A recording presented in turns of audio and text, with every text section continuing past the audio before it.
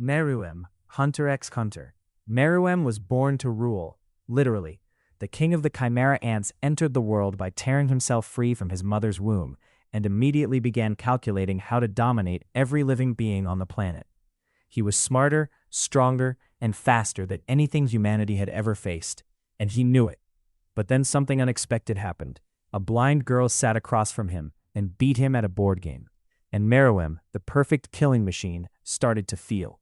His arc is one of manga's greatest questions. Can something born purely for destruction learn what it means to be alive? Askeladd, Vinland Saga. Askeladd is a liar, a murderer, and one of the most compelling characters ever put to paper.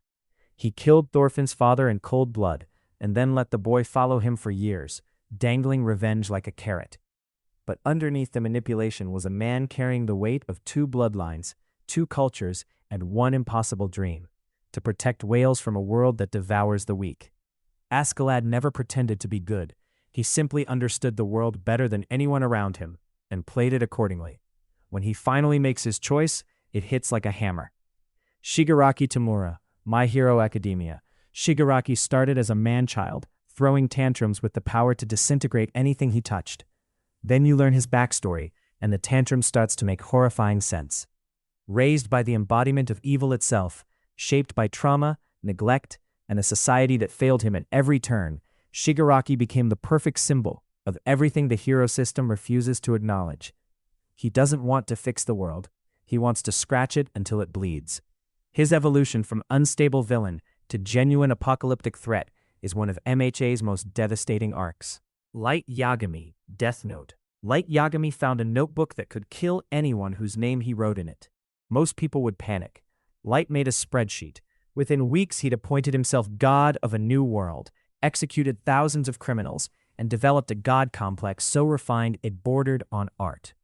What makes Light uniquely terrifying is that he starts with a point.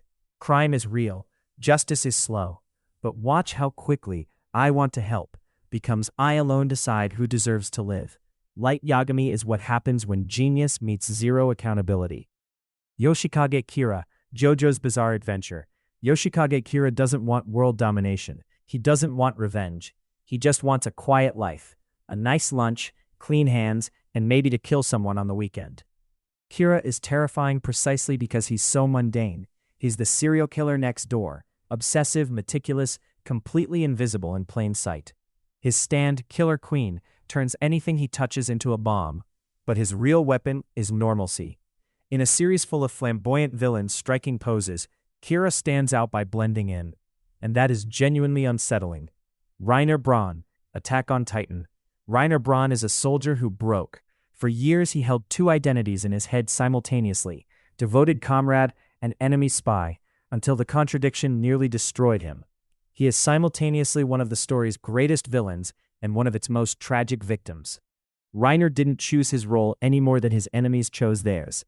He was a child handed a mission too heavy for any adult.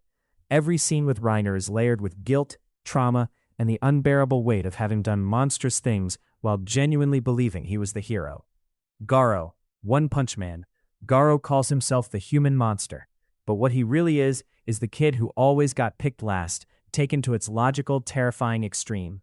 Obsessed with monsters because heroes always win and monsters always lose, Garou set out to become something that couldn't be defeated. He's brutally strong, relentlessly driven, and completely convinced that the world's obsession with heroes is a lie.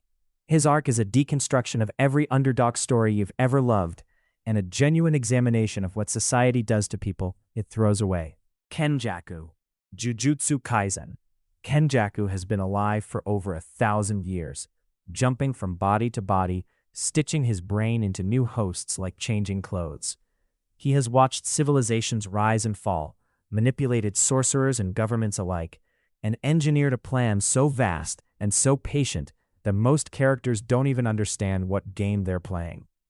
He wears the face of Geto Suguru, a stolen body, a stolen smile, and uses it to dismantle everything Gojo and his students built. Kenjaku isn't just dangerous.